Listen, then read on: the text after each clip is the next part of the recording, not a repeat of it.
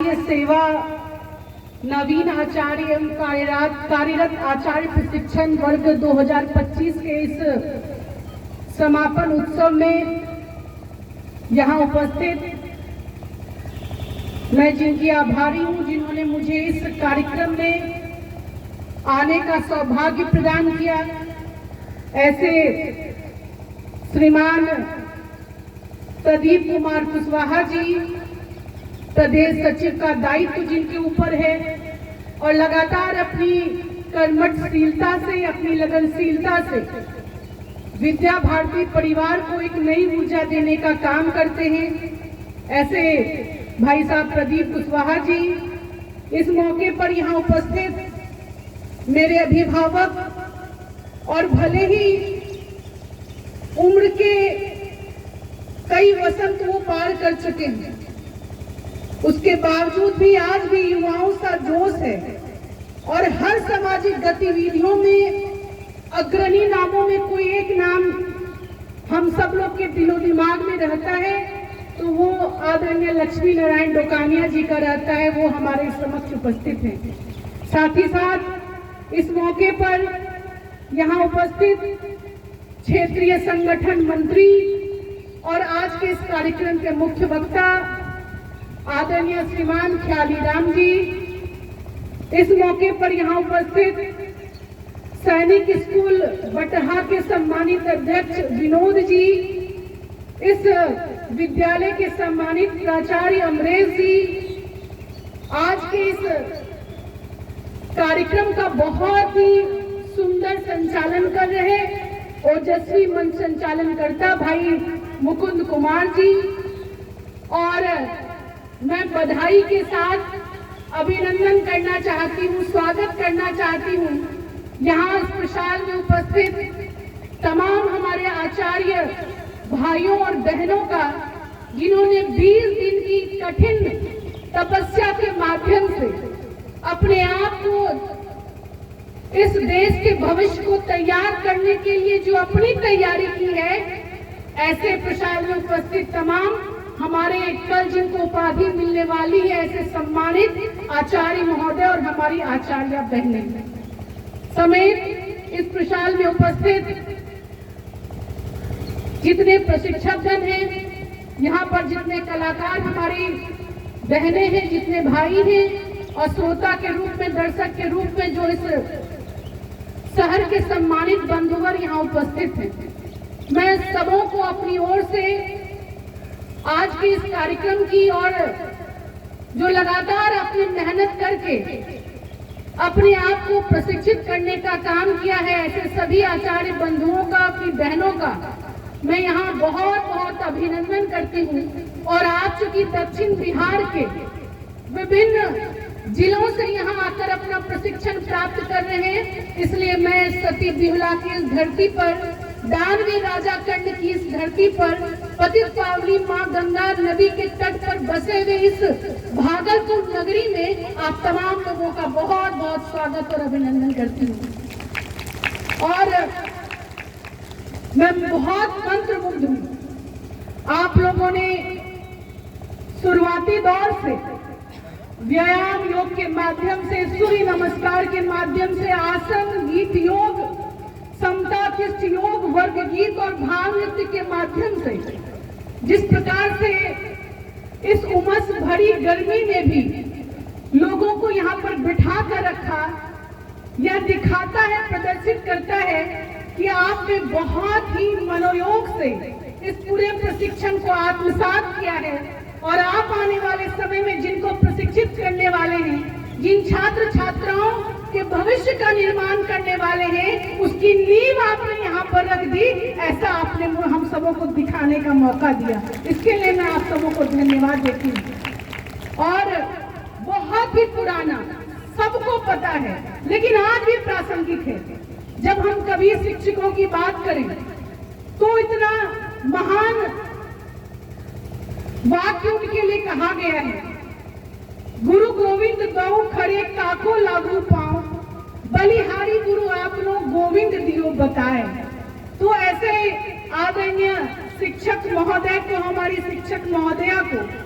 जिनके माध्यम से भी लोग ईश्वर की पहचान कर सकते हैं, ऐसे तमाम आचार्य भगनियों का और भाइयों का मैं बहुत बहुत आपको मैं प्रणाम करती हूँ। और आपने जो ये 20 दिनों की जो कठिन तपस्या के माध्यम से प्रशिक्षण प्राप्त किया है, मैं आप सबों को फिर से बहुत बधाई देती हूँ। और मैं बधाई देना चाहती हूँ विद्या भारती के उस पूरे पाठ्यक्रम को, जिसके माध्यम से कहते हैं ना कि निज पर शासन तब अनुशासन। तो हम एक तरफ शिक्षा की बात करें और स्वास्थ्य की बात करें ना करें, ये फिर सर्वांगीण विकास नहीं हो सकता। हम शिक्षा की बात करें, स्वास्थ्य की बात करें, लेकिन नैतिक मूल्यों की बात न करें, अपने धर्म अध्यात्म और संस्कृति की बात न करें, अपने योग की बात न करें, तो शिक्षा पाकर भी कोई पूरा पूर्ण नहीं हो सकता है, जब तक इन सभी चीजों का सम्मिश्रण किसी भी विद्यार्थी में ना हो। तो विद्या भारती ने इस प्रकार से अपने पूरे प्रशिक्षण की रचना की है, जिसके माध्यम से आप सब लोगों ने अपने पाठ्यक्रमों को भी देखा होगा, बच्चों को कैसे अच्छे तरीके से पढ़ाएं इसको भी आपने सीखा होगा। साथ ही साथ आप उनको स्वस्थ कैसे रखें, आप उनको दुश्मनों से दो हाथ करने के लिए कैसे सिखाएं, ये भी आपने यहाँ पर सीखा, जो निश्चित तौर पर भविष्य में बच्चों के सर्वांगीण विकास में एक महती भूमिका अदा करेगा, इसमें कोई संदेह नहीं। और आज इस परिवेश में मैं मानती हूँ कि teachers are the real builder of the nation. शिक्षक ही मूल रूप से इस पूरे राष्ट्र के निर्माता होते हैं। भले ही कहा जाता हो कि माता को प्रथम पाठशाला कहा जाता हो, कोई किसी की माँ है वो प्रथम पाठशाला है, शिशु को वही आगे बढ़ना चलना सिखाती है। लेकिन पूरे जीवन में गुरु का जो स्थान होता है, गुरु के दिशा निर्देश में जो बच्चा आगे बढ़ता है, वो निश्चित तौर पर अपने मंजिल को प्राप्त करता है। और आप जैसे जितने लोग यहाँ पर बैठे हैं, मैं निवेदन करना चाहूंगी कि आपने जो भी बातें यहाँ से सीखी हैं, उन बातों को आने वाले समय में अपने बच्चों के अंदर, भले ही जन्म देने वाली माँ होती है, लेकिन उसको संस्कार देने वाले, उनको नैतिक शिक्षा देने वाले, उनको सही और बुरे का फर्क करने वाले, उनको उनके मंजिल तक पहुंचाने वाले वो शिक्षक ही होते हैं। तो आप आने वाले भविष्य में बच्चों का चरित्र निर्माण करते हुए उनके सपनों को साकार करने में सबसे महती भूमिका अदा करें, यही मैं आपसे निवेदन करना चाहती हूँ। और मेरा पूरा भरोसा है कि इसमें आप सब लोग, चूंकि विद्या भारती इस संस्थान के माध्यम से हम सिर्फ शिक्षा की ही नींव नहीं डालते, बल्कि नैतिकता की नींव भी डालते हैं। हम धर्म अध्यात्म संस्कृति योग का भी नींव अपने बच्चों में डालते हैं, और यही वो वातावरण होता है। ऐसे तो कई जगह जाने का मौका मिलता है, लेकिन वैदिक ऋचाओं के माध्यम से, श्लोकों के माध्यम से, स्तुतियों के माध्यम से किसी कार्यक्रम की शुरुआत हो और एक भव्य और दिव्य ओजस्वी वातावरण जहाँ पे देखने को मिलता है, वो एक मात्र स्थल है, वो विद्या भारती का प्रांगण है, वो सरस्वती विद्या मंदिर का प्रांगण होता है। मैं आभारी हूँ आदरणीय प्रदीप कुशवाहा जी का कि आपने मुझे इस महती कार्यक्रम में आमंत्रित किया और मुझे सौभाग्य दिया कि मैं आप लोगों से मिलूं और अपनी बातों को आपके समक्ष रख पाऊं। और इन 20 दिनों में जो हमारे आचार्य भाइयों बहनों को अगर किसी प्रकार की कठिनाई हुई होगी, कहीं आवागमन में कोई परेशानी हुई होगी, तो भागलपुर की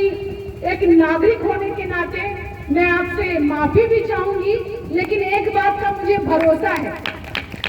कि भागलपुर दानवी राजा कर्ण की भूमि है और इसको रेशमी शहर कहा जाता है। यहाँ के लोगों का दिल बहुत बड़ा होता है। भले ही आपको कोई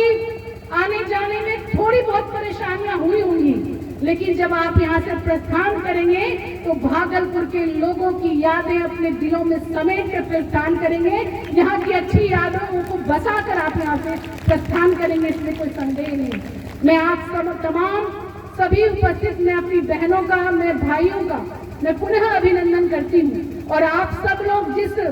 निष्ठा भाव के साथ इस काम को चुने हैं,